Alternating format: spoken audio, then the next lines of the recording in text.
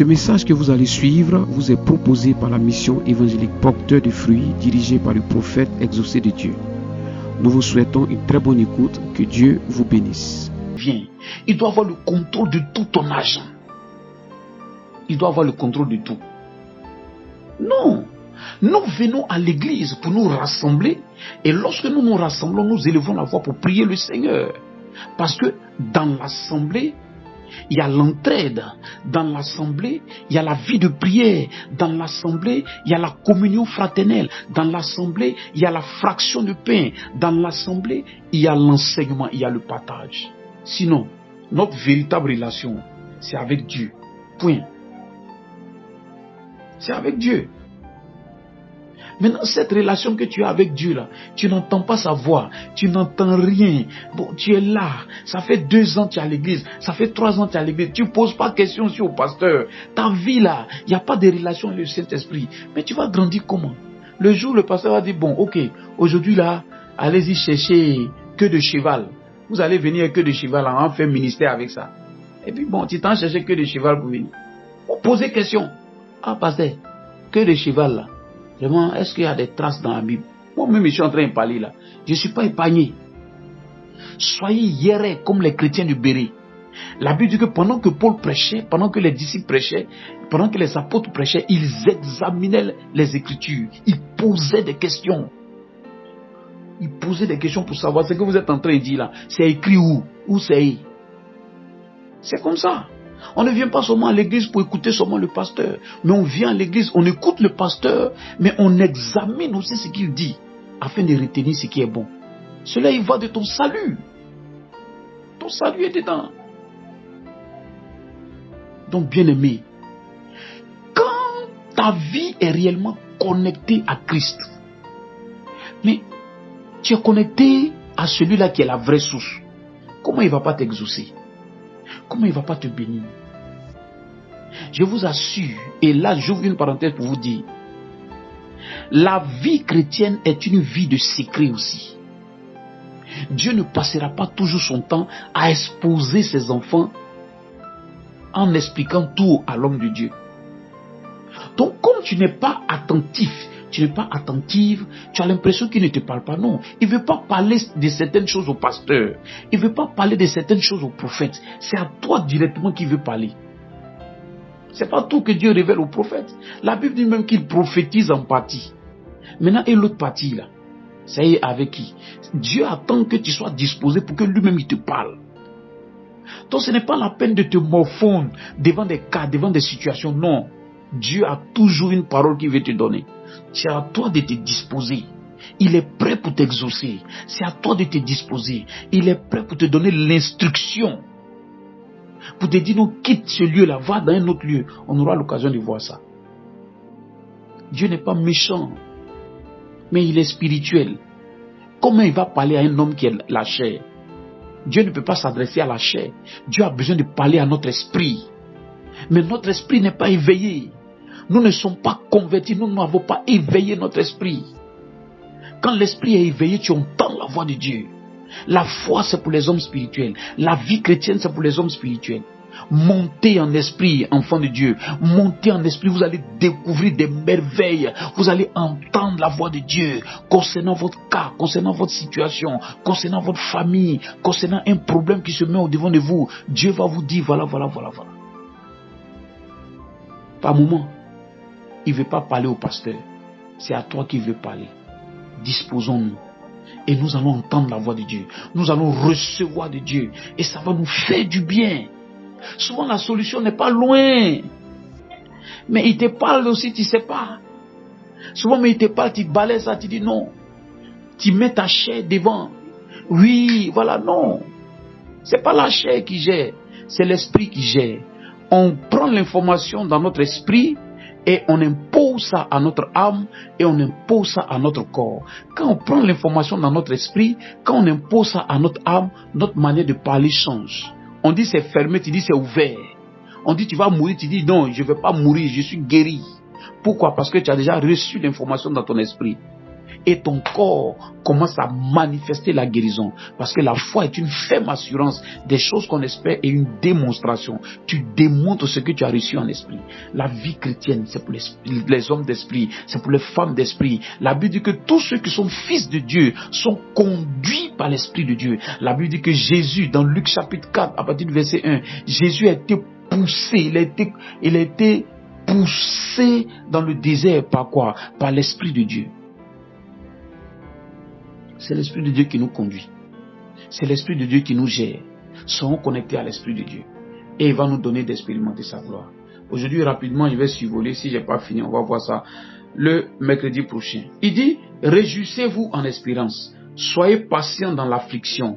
Persévérez dans la prière. Aujourd'hui, ce qu'on va voir, c'est la patience. C'est la patience. Quand on parle de la patience dans l'affliction, c'est symbole d'un problème qui se met au devant de nous. L'affliction, c'est ce qui nous fait pleurer. L'affliction, c'est le problème dans lequel nous nous trouvons.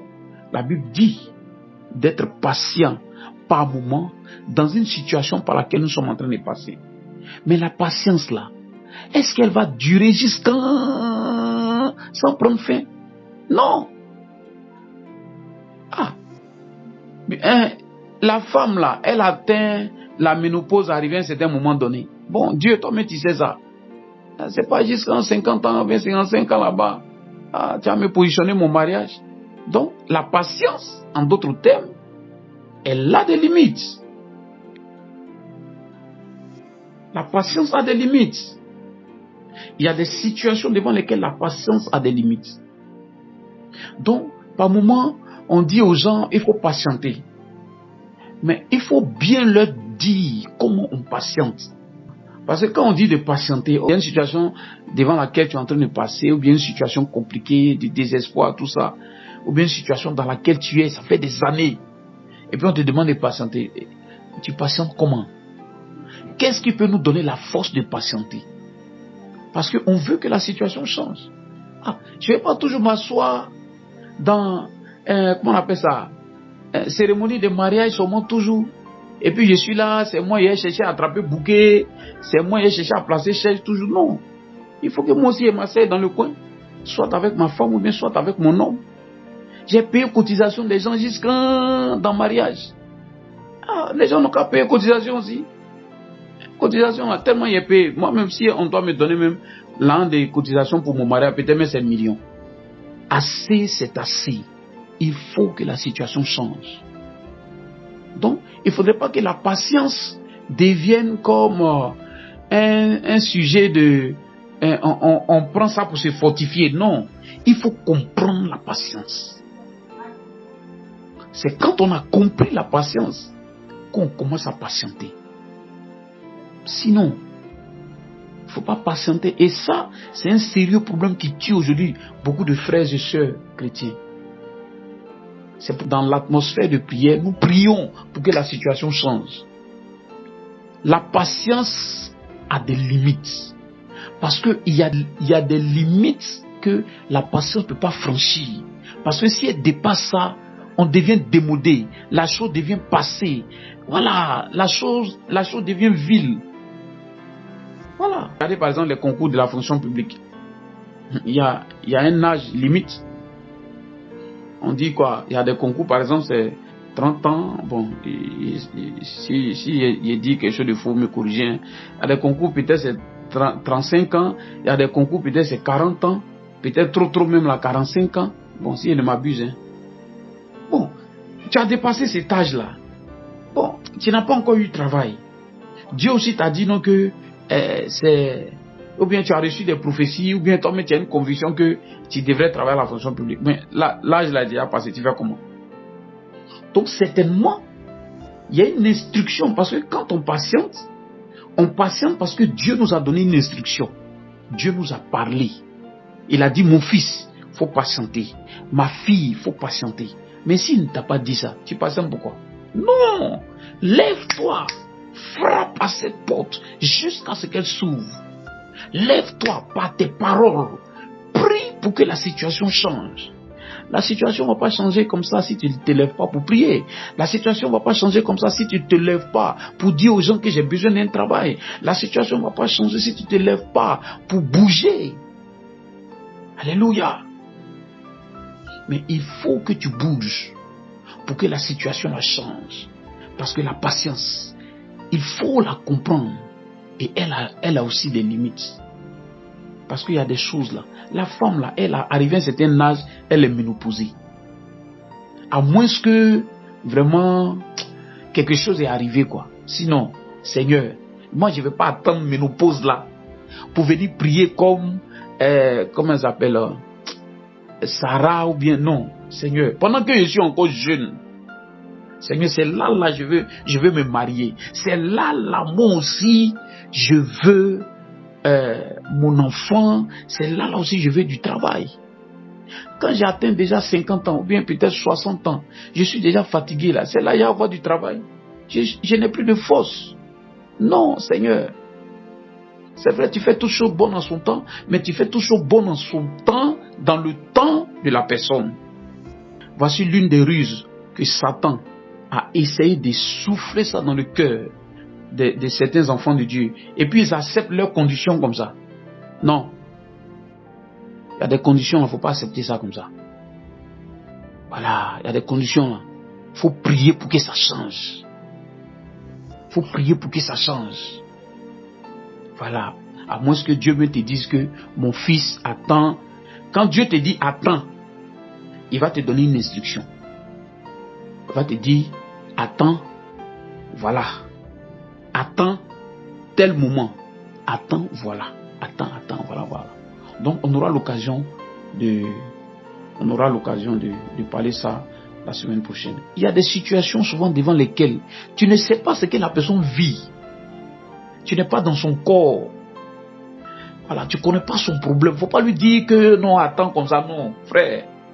Quand toi tu rentres dans ta maison, tu arrives à dormir. Mais quand lui il rentre dans sa maison, c'est compliqué. Peut-être il y a un mal quelque part. Peut-être il y a une souffrance quelque part. On ne peut pas dire patienter. On se lève et on prend des décrets. On se lève et on prie pour que la situation change. Que le Seigneur nous bénisse. Ce soir, bien-aimé, il faudrait que tu comprennes la vie chrétienne. Elle est une vie spirituelle.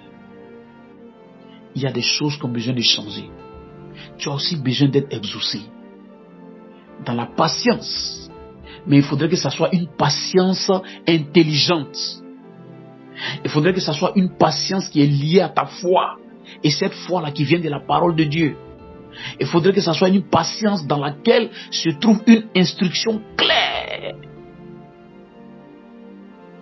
Quand tu vis comme ça, tu produis des résultats. Quand tu vis comme ça, tu vis dans l'exaucement.